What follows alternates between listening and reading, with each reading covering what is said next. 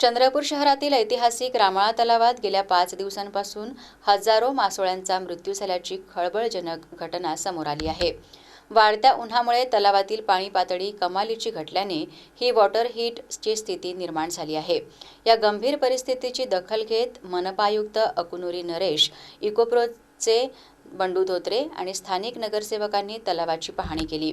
तलावातील पाण्याचे तापमान कमी करण्यासाठी आजपासून तलावात झाडांची पाने टाकली जात आहेत। यामुळे बाष्पीभवन रोखण्यास मदत होईल अशी माहिती वाल्मिकी मच्छीमार सहकारी संस्थेचे अध्यक्ष बंडू हजारे यांनी दिली। ॲक्च्युली ह्या वर्षी वातावरणामध्ये एवढं तापमान वाढलेलं आहे। महाराष्ट्रात सर्वात जास्त तापमान आहे, त्यामुळे पाणी गरम झालं, पाणी कमी झाल्यानं गरम झाल्यामुळे मासोळ्या मरत आहे। आता मासोळ्या मरण्याचं कारण आम्हाला माहिती आहे, कारण 1957 पासून आमच्याकडे रामाळा तलाव जे गोंडकालीन आहे, ऐतिहासिक आहे, त्याची आम्ही पूर्ण निगा राखतो।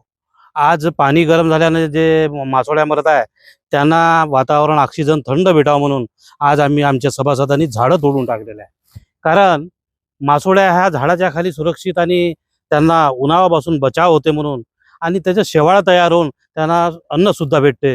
ह्यासाठी आम्ही सकाळीच उन्हाच्या अगोदर सर्व सभासदांनी झाडं पाण्यामध्ये टाकले, त्यामुळे ते मच्छी त्याच्यामध्ये लपवून ते सुरक्षित राहू शकते। ही आमच्या संस्थेतर्फे एक उपाययोजना केली आहे। वाल्मिकी मच्छीमार सहकारी संस्था आहे आमची।